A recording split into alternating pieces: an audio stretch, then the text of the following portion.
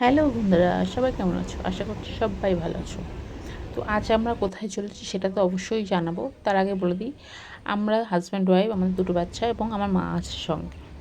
তো আজ আমরা যাচ্ছি তারকেশ্বরে বাবার মাথায় জল ঢালতে। আর এটা যেহেতু শ্রাবণ মাস এবং গুরু পূর্ণিমা কালকেই আছে, তো সেই জন্য আজ আমরা চলেছি। আমরা বহুদিন ধরে যাবো করছি, কিন্তু সেটা হয়ে উঠছে না।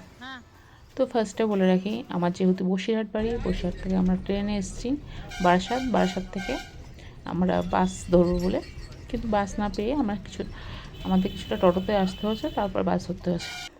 বাস ধরে শেওড়াফুলি ঘাট। আর এখন তো যেহেতু বর্ষার সময় প্রায় জায়গাতে কাদা জল হয়ে আছে, আর বাচ্চা কাচ্চা নিয়ে দিনের দিন গিয়ে ফিরে আসা অসম্ভব ব্যাপার। তাই জন্য আমরা ঠিক করেছি ওখানে একদিন স্টে করব। আর এটা আমি আগে থেকে জানতাম না, তোমার দাদাভাই হঠাৎ করে এটা ডিসিশান নিয়েছে যাওয়ার কথা, সেই জন্য আমি কাউকে কিছু বলতে পারিনি এবং জানাতে পারিনি। তো আমার দুটো বাচ্চা বহুদিন পরে ঘুরতে যাচ্ছে, ওরা তো খুবই হ্যাপি, সঙ্গে আমিও খুব হ্যাপি, কারণ অনেক দিন পর বাবার দর্শন পাবো। জানি না ওখানে গিয়ে কতটা কী হবে, যেহেতু শ্রাবণ মাস মানে বাবার ওখানে ভক্তদের ভিড় প্রচণ্ড পরিমাণে হয়ে থাকে। আর এবছর তো আরও বেশি পরিমাণে ভিড় হবে, কারণ মুখ্যমন্ত্রী শুভেন্দু অধিকারী নতুন নতুন নিয়ম করে দিয়েছে। এখানে প্রতি সোমবার ভক্তদের মাথায় ফুল বর্ষণ হবে হেলিকপ্টারে করে। আচ্ছা, দুধ পুকুরে লাইটিং সন্ধ্যার পরে, কিন্তু আমরা গিয়ে সেগুলো কিছুই দেখতে পাইনি, কারণ সেগুলো সবই বন্ধ করে দেওয়া হয়েছিল ভক্তদের অতিরিক্ত ঢল নামার ফলে, আর যাতে কারোর কোনো বিপদ না হয়ে যায় সেজন্য। তো আমরা আসলে গেছিলাম দ্বিতীয় সপ্তাহের মঙ্গলবারটায়, কারণ বুধবার ছিল বুদ্ধ পূর্ণিমা, যাতে আমরা সেদিনকে বাবার মাথায় জল ঢেলে চলে আসতে পারি।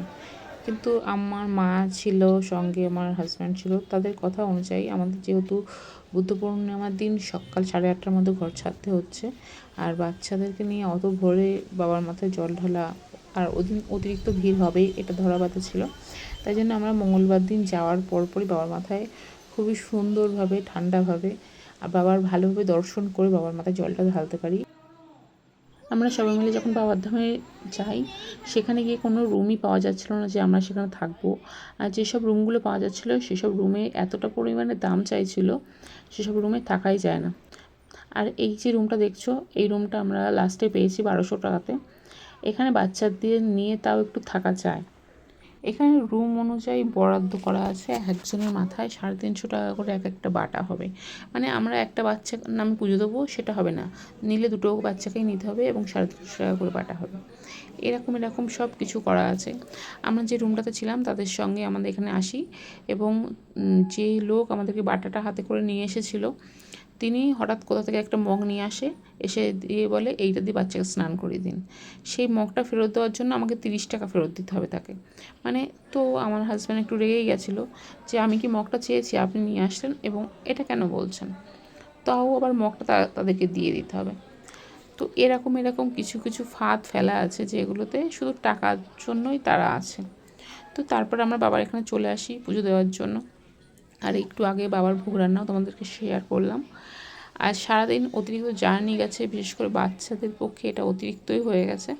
তো বাবার মাথায় তাড়াতাড়ি একটু জল ঢল ঢেলে বাবার দর্শন করে একটু মনোকামনাগুলো বলে আমরা তাড়াতাড়ি রুমে চলে গেছিলাম। বাইরে থেকে কিছু খাওয়া দাওয়া করে ফেরার পথে কিছু প্রসাদ বাড়ির যারা আছে বাড়িতে তাদের জন্য কিনে কেটে নিয়ে ফিরি রুমে।